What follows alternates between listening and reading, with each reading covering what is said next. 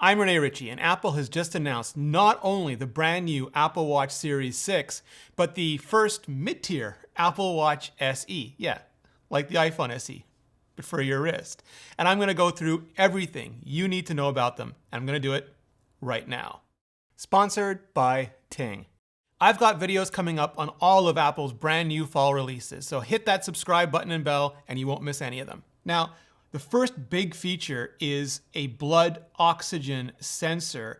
And what this does is it measures oxygen saturation, or SpO2, and that represents the percentage of oxygen being carried by your red blood cells. And the sensor employs 4 clusters of green, red, and infrared LEDs, along with 4 photodiodes on the back of the Apple Watch. So the LEDs project in, that's reflected back and read by the photodiodes.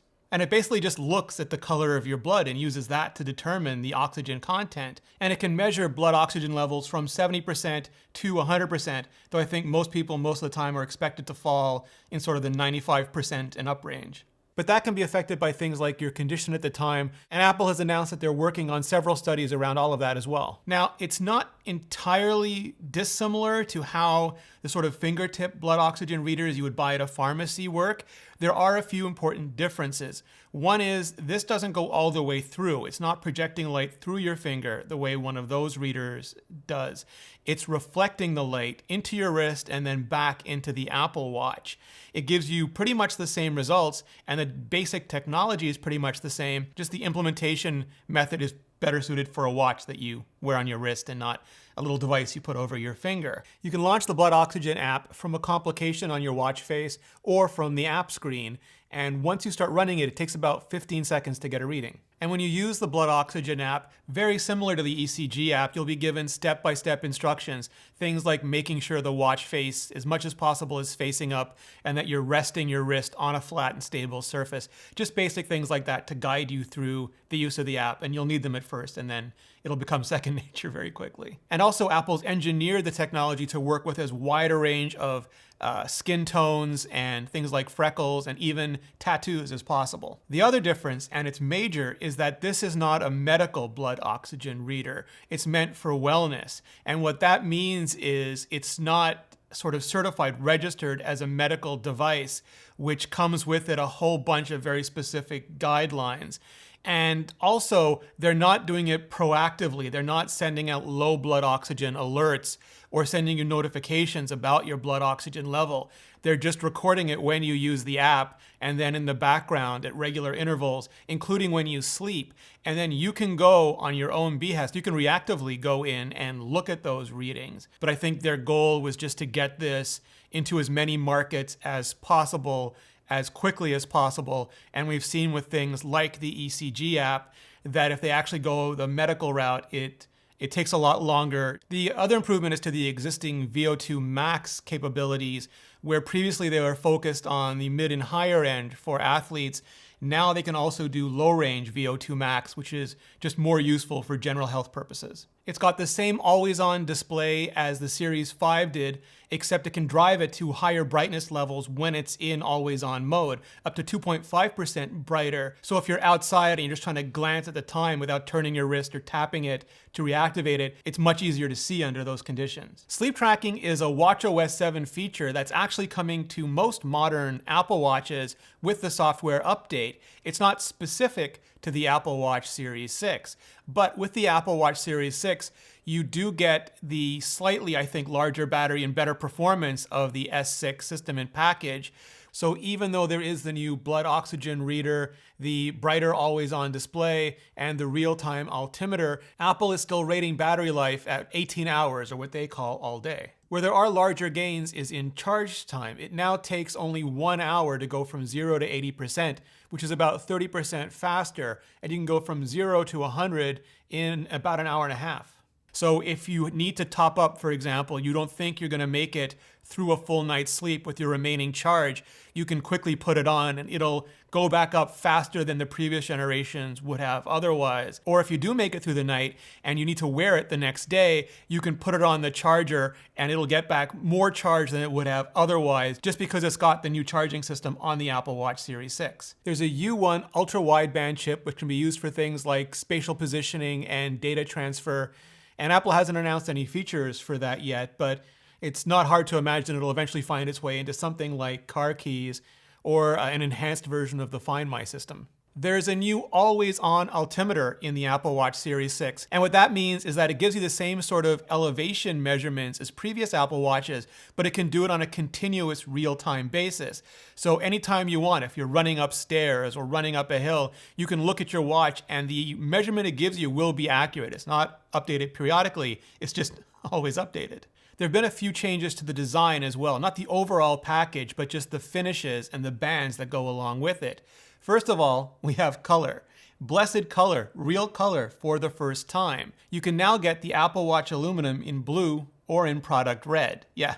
You can also get the stainless steel in graphite, which isn't quite as dark as the space black we've had previously. It's more of a gray color. There are a few new bands as well. There's a Solo Loop, which Apple says is crafted from a soft, stretchable silicon rubber, and just in my head reminds me of sort of like a giant rubber band, where you stretch it over your hand to get it on, and then it just shrinks back down into place over your wrist. And it might expand slightly over time, but they have a wide array of sizing options, so you should be able to get one that, even after you break it in, still fits you. And then there's a variant of that called the Braided Solo Loop, which Apple says has silicon threads interwoven with over 16,000 recycled polyester yarn filaments. And that's just a really nicely textured version that utilizes the same basic physics. It's a single piece you put on over your wrist and it just shrinks back into place. And because this one is woven, if it does get a little bit stretchy, you can sort of wiggle it back into its original shape.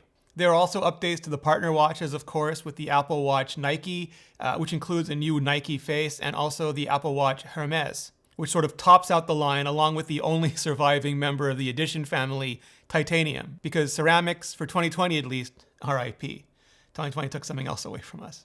Pricing for the Apple Watch Series 6 starts at $399 US, and it's available for order starting today. If that's just a little bit too rich for your blood oxygen though, Apple also has a brand new Apple Watch SE. Now, the Apple Watch SE is based on the more modern design, the design that Apple debuted with the Apple Watch Series 4 and is carried on with the Series 5 and now the brand new Series 6. There are a few differences though. First of all, it has an S5 system in package, not the brand new S6. So the same basic computer on a chip that last year's flagship Apple Watch had is now available on this year's mid-range, brand new mid-range Apple Watch. It does have fall detection and emergency SOS, all of those safety features, but it doesn't have ECG, the electrocardiogram app, and it also doesn't have the always-on display. There is a cellular option if you want more than just Wi-Fi, and there is a Nike Plus version. No Hermes version as far as I could tell though. It's also shipping with watchOS 7, so it's getting all of the new features that are coming to all of the more recent Apple Watches,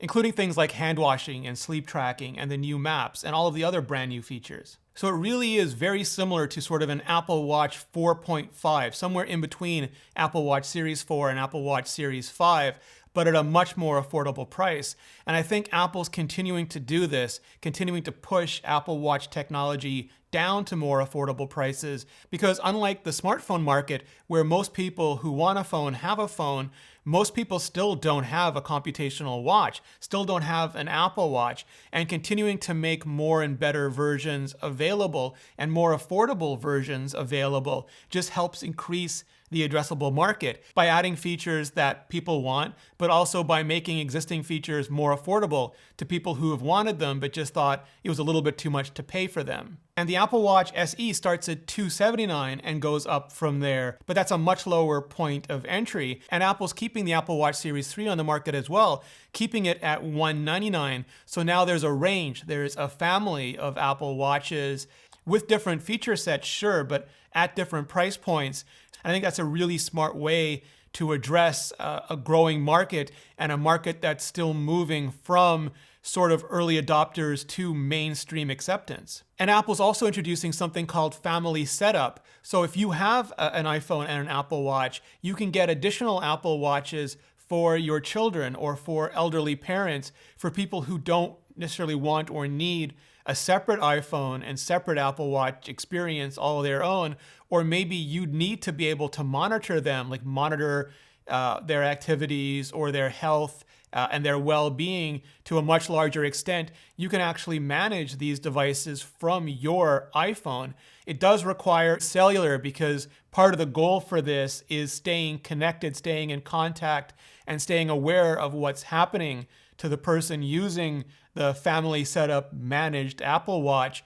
But if that applies to your kids, or that applies to an elderly parent who might have a condition that requires that level of monitoring, then this looks like a really, really great solution for that. Maybe not for people who still want Apple Watch on Android or an independent, totally separate and independent Apple Watch like I do, but continued baby steps. And if all of these Apple Watches and maybe the iPhones that go with them are just pressing a little bit on your budget, well then, Ting is just a great way to save some money so you can afford all the ones you really need. Especially if you're at work or at home, or just working from home right now. With tons of Wi-Fi, there's simply no need to pay dime one extra for any more data than you're actually using. Same for talk, same for text. Ting offers coverage on Verizon and T-Mobile, so no matter where you are, if and when you go, you'll have more service options in more places. And it works with almost any phone. The iPhone?